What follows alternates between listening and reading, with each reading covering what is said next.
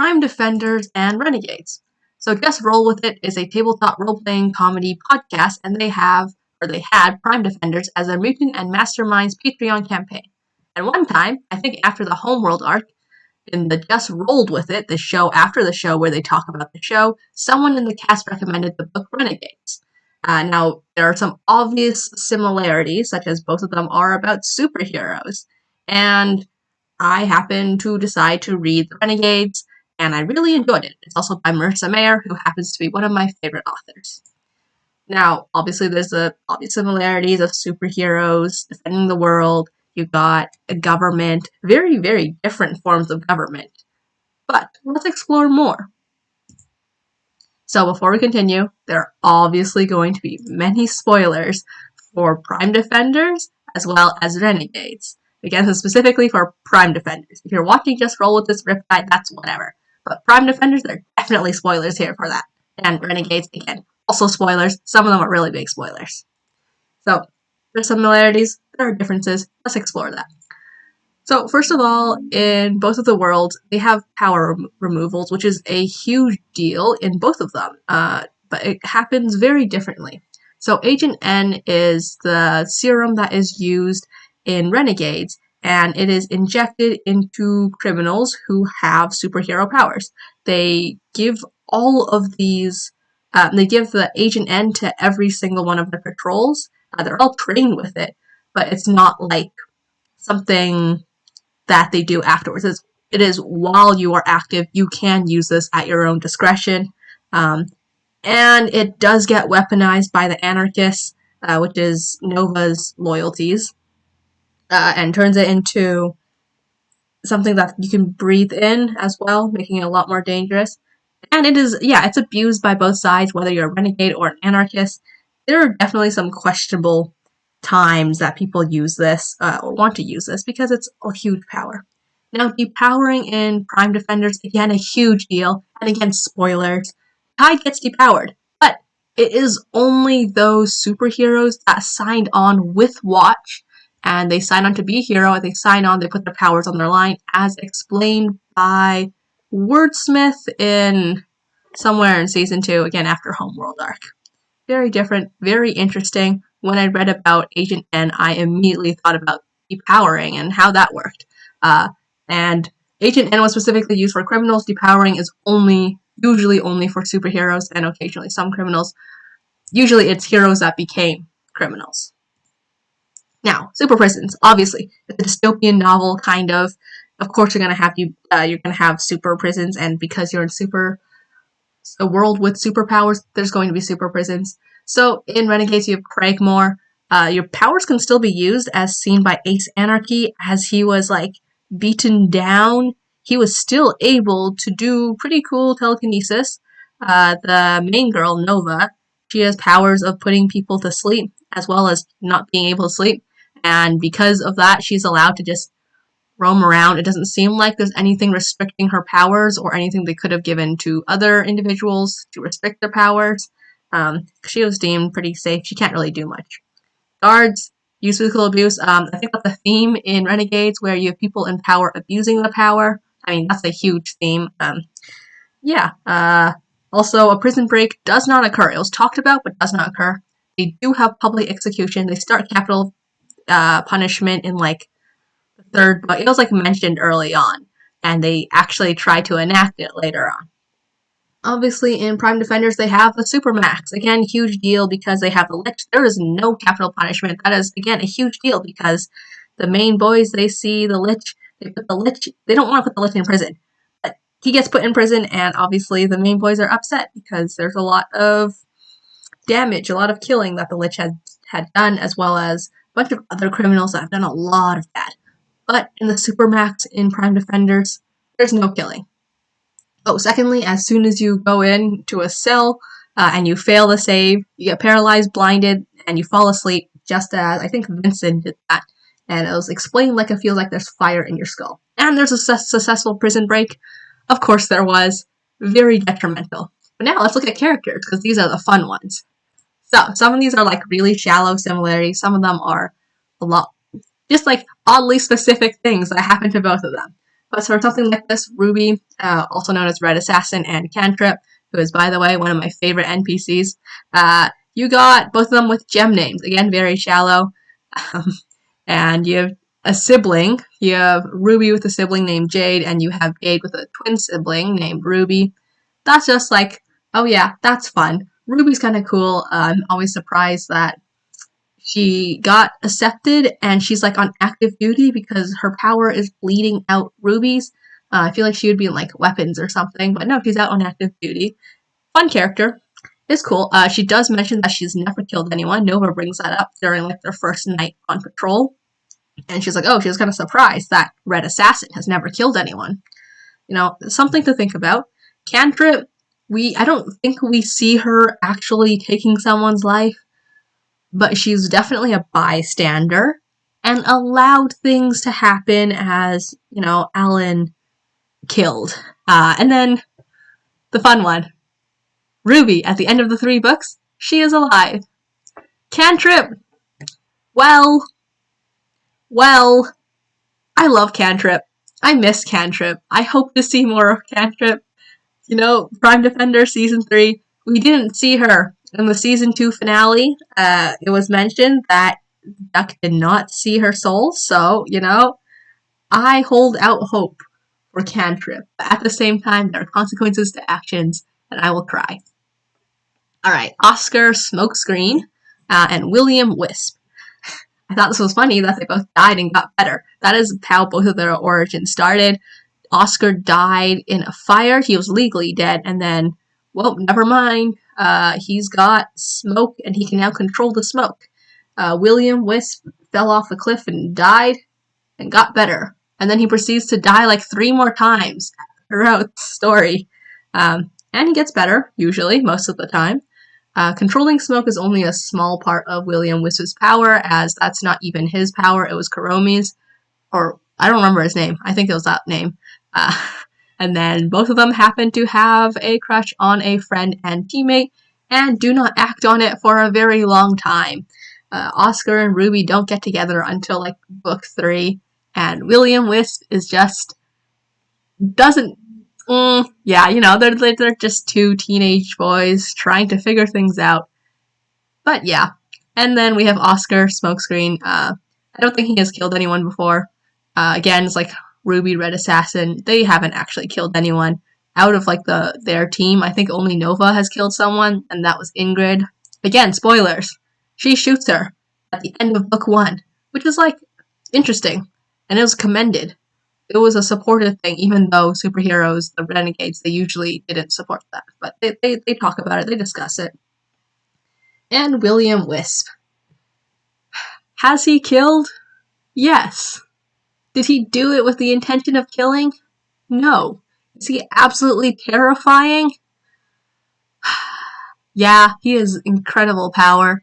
I'm trying to think if they they definitely killed like henchmen and stuff for sure.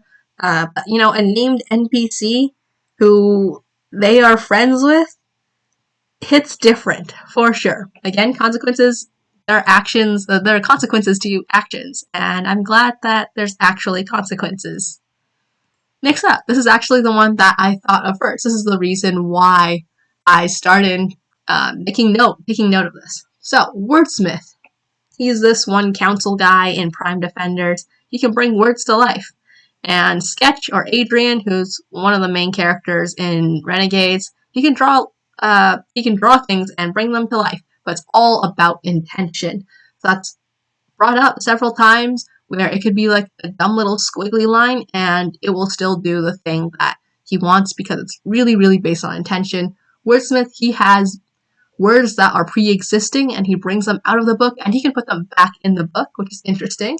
Interesting to note, because Adrian, once he creates it and puts it out in the world, he can't just like erase it and take that out of the world easily. Wordsmith is definitely lawful. He's in the council, you know. And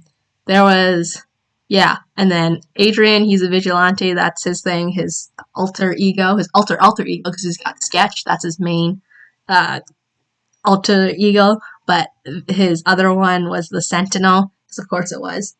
They also have a young buddy, is I was going to put that. That's what I was going to put initially. You got Wordsmith with Bookworm, who just carries around his books. And Adrian has his younger brother, his adopted younger brother, Max. Both of them are adopted, actually. But yeah. So, like, if Wordsmith just walked around with a chalkboard or a whiteboard or a pencil and a pen, something like that, he could just make a lot more things. Or maybe he, like, walks around with a dictionary. I don't know if he can, like, smush words together, like adjectives and a noun, or they have to be existing collectively. Like, I think that's what it is.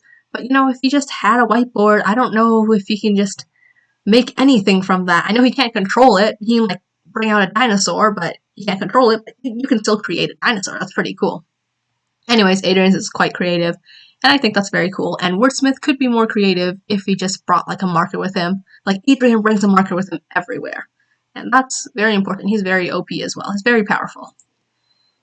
Max and Ash Winters. So, Max is a small boy that is kept in quarantine the entire series. Almost the entire series, basically. But the whole crutch of his character is that he accidentally steals the powers if people are in the same vicinity. And for some reason, his two fathers and his adopted brother, they don't think, hey, why don't we bring in some, like, non-superpowered people to live with him? Because that is brought up, and he's like, oh, I don't want to, like, live with a family of non-superpowers without superpowers. He can, like, live with them and not take away their powers, right? Because they don't have powers. But he says that he doesn't want to live among, like, regular people because, that sounds pretentious, it's to say, like, oh, what if I accidentally came into contact with a superhero and then suddenly they just drain all the power from them? That's not fair to them. Okay, well, right now, he's in quarantine in a glass room. I guess it's not a cage, but, basically is. And he has, like, no visitors. Captain Cronium, his one adopted father, he's fine. He can actually visit him and give him physical contact, while everyone else has to be within, like, hazmat suits and glass, whatever it is. But, like, if he just had a family, that just lived with him up there, you have non-progeny, non-super staff, right? You have non-super employees just working there, or you have, like, families of them. They understand what's going on. But, just have, like, a couple trusted people, and then he would be fine. He would have social interaction. That would be cool. That would be nice. I mean, like, that does happen later on, but they had to, like, break out. They were breaking a lot of rules from Captain Cronium and the other council people.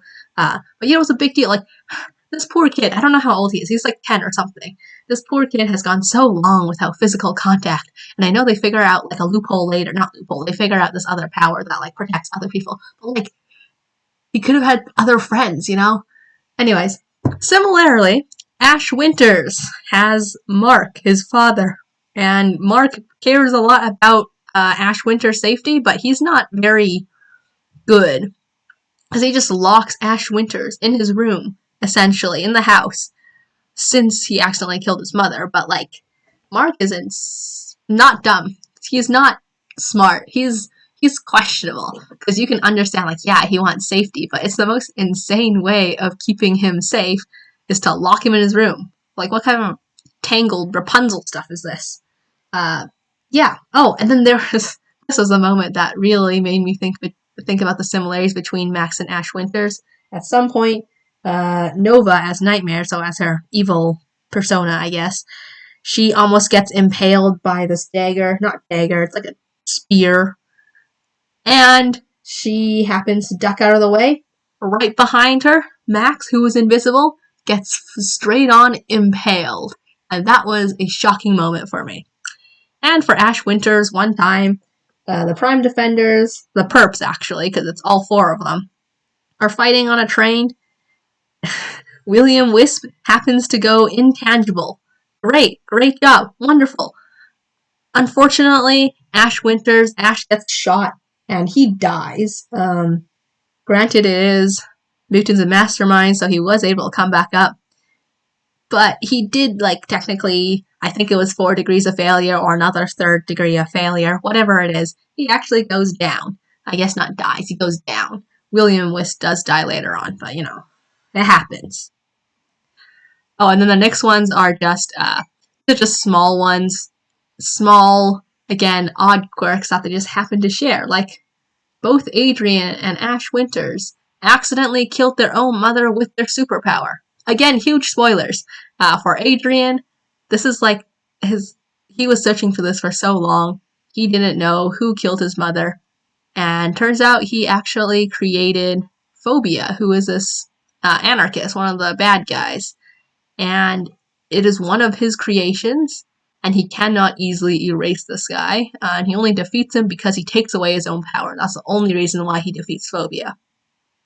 And also, yeah, Phobia killed his mother. Ash Winters is sad. Again, it was completely unintentional.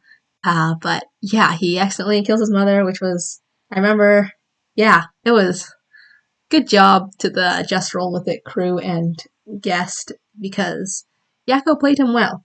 Made him sympathetic for someone that we've never seen him, and he doesn't bring up his mother that often. But it's definitely part of a classic tragic backstory, but well done. And then just Ruby Red Assassin. As I was saying before, Ruby bleeds rubies. That is her whole thing. And I don't understand, or I guess I can understand why the Renegades want her, but I feel like she would be targeted very often because she is literally bleeding precious jewels that can be sold. She would be incredibly rich. Or the people who capture her and, like, Golden Goose.